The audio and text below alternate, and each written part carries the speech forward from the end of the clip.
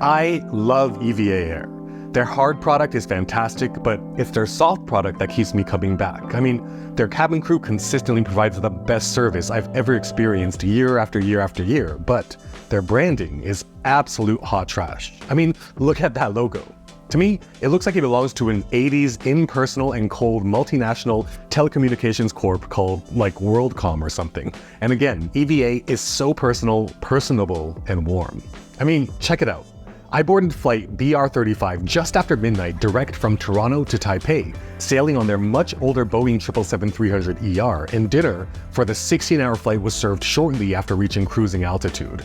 And since it was well after 2 a.m., I passed out shortly after dinner, and when I woke up, I saw that there was just over 6 hours left in the flight.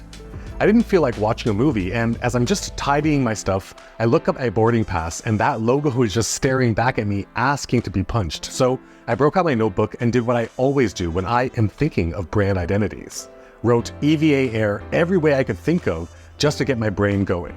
All caps, all lowercase, cursive, serif, sans serif, blocky, and I will spare you every permutation on that page of doodles and scribbles, but just over an hour in of this exercise, I randomly did a quick graffiti-style blow-up and noticed that the letter E of EVA, if I just isolated it and made it more of a symmetrical oval, reminded me a little bit of an airplane window, which sort of gave me an idea. My thought was to try out a passenger's view.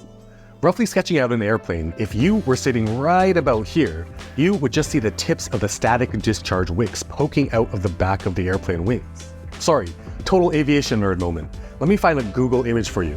These right here are static wicks, and so my thought was that two of these wicks seen through an airplane window frame would make a bit of a capital letter E, no?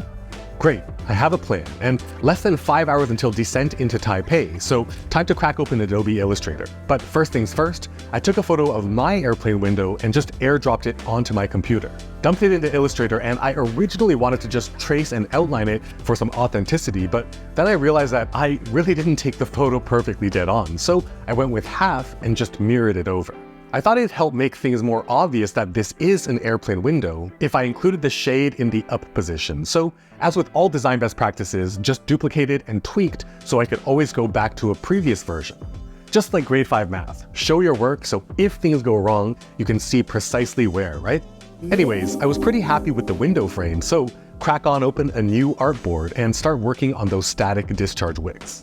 There's a general rule for brand marks where simplicity is key, especially nowadays, where a logo needs to be clearly identifiable as, say, a tiny little icon in an Instagram bio page. So, of course, I just started with 2 pointy triangles. Not quite. Spacing a little weird, they feel a little bit too long, but I think you can see here how there's sort of an abstract capital letter E in the negative space. E for EVA Air. But you know the drill, duplicate, tweak spacing, nah.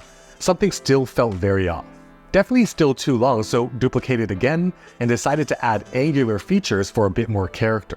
I quite like that, but next up is color play, and I assumed that EVA would want to maintain some consistency with their current branding. So I tested out the download speeds of their in-flight Wi-Fi, snagged a vector of their logo, dumped it into the artboard, and made 2 swatch blocks for their specific green and orange, and started with filling in the shade with a solid orange, thinking that it could also serve as double duty as the actual sun peeking in from the top of the window. Then filled in the static wicks in their solid green to really try and accentuate that abstract capital letter E in the negative space. Duplicated out and experimented with filling the entire window frame with green to really bolden the overall vibe.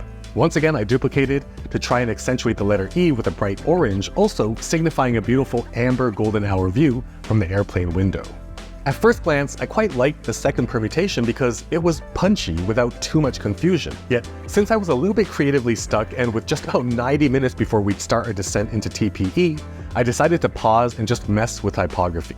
Taking a cue from their existing wordmark, I played around and eventually settled on Montserrat Bold with a slight squeeze, then messed around with each color combo. All orange, all green, green then orange, and finally orange then green. Okay, time's a ticking, so I decided to just blaze through and mess with the horizontal lockup first.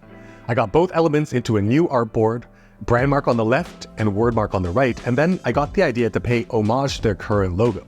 I took the star element from their current outdated logo and experimented with making it the point on the letter I of Air. I gotta say, as a non-professional designer, it is so interesting how challenging it is to achieve the notion of looks right.